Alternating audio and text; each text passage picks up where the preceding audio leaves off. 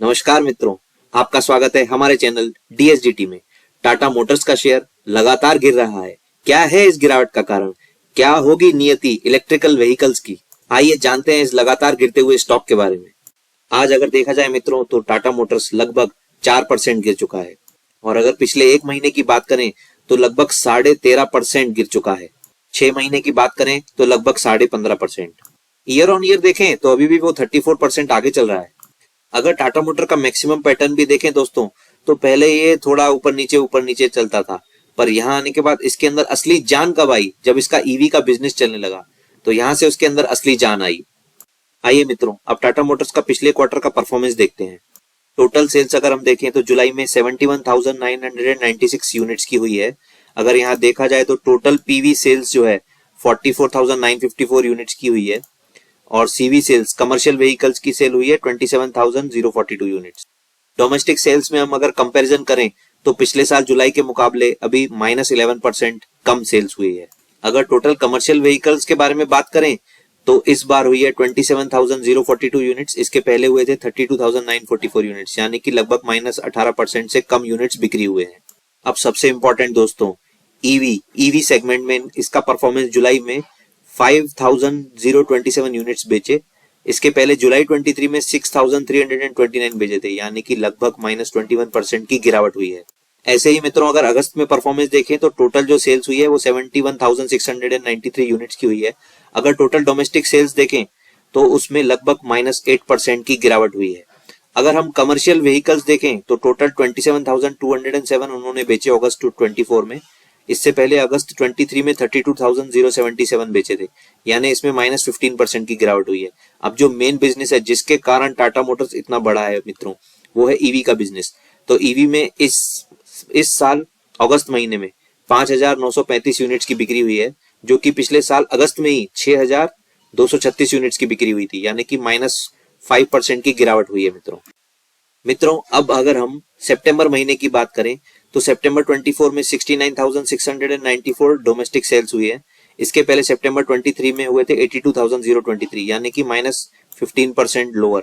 अगर total commercial vehicle की बात करें तो 30,032 व्हीकल्स बेचे हैं सितंबर 24 में, जबकि सितंबर 23 में उन्होंने बेचे थे 39,064, यानी कि -23% की गिरावट यहाँ पर भी हुई है।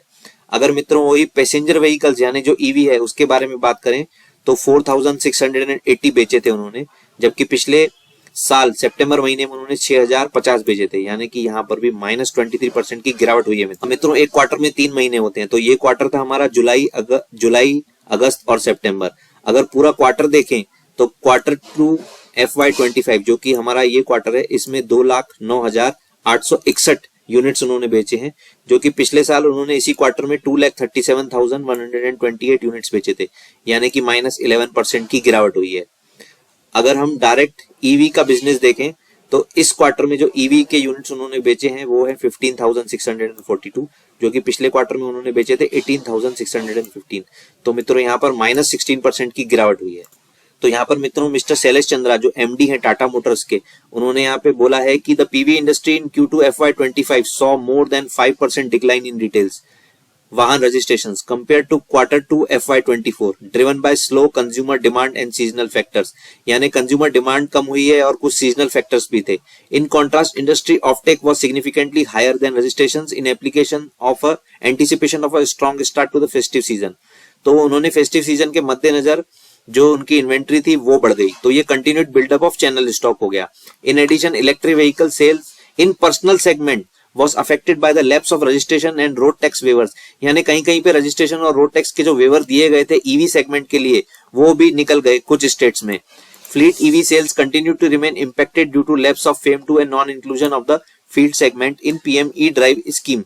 तो मित्रों ये कुछ उन्होंने कारण बताए जिनकी वजह से उनका ईवी सेल्स जो है वो डिक्लाइन हुआ इस क्वार्टर में। तो मित्रों टाटा मोटर्स के भागने का जो मेन कारण था, जो मुख्य कारण था, वो था ईवी, क्योंकि ईवी में उन्होंने मार्केट कैप्चर कर लिया था। और अभी आप देख रहे हैं कि ईवी की सेल्स इस क्वार्टर में कम हो गई, तो अगर ईवी की सेल्स ही कम हो गई तो उसके रिजल्ट्स भी कमजोर आएंगे। उन्हीं कमजोर रिजल्ट्स की एंटिसिपेशन में टाटा मोटर्स लगातार गिरता जा रहा है। पर मित्रों ये छोटे मोटे हर्डल्स तो आते रहते हैं, आगे फ्यूचर तो ईवी का ही है। तो टाटा जी का टाटा मोटर्स कोई ना कोई युक्ति जरूर निकाल लेगा और इस भंवर से भी निकल जाएगा। ये स्टॉक मार्केट है और पेशेंस का परीक्षा लेता है, और जो सफल होते हैं, जो टिक जाते हैं, लॉन्ग टर्म में इन्वेस्टमेंट करते हैं, वही यहाँ पर सफल होते हैं। तो मित्रों, ये थी कुछ जानकारी टाटा मोटर्स के बारे में जो हमने आपके साथ शेयर की। अगर आपको हमारा वीडियो अच्छा लगा हो तो लाइक करें, शेयर करें, कमेंट करें और हमारे चैनल को जरूर से सब्सक्राइब करें। धन्यवाद।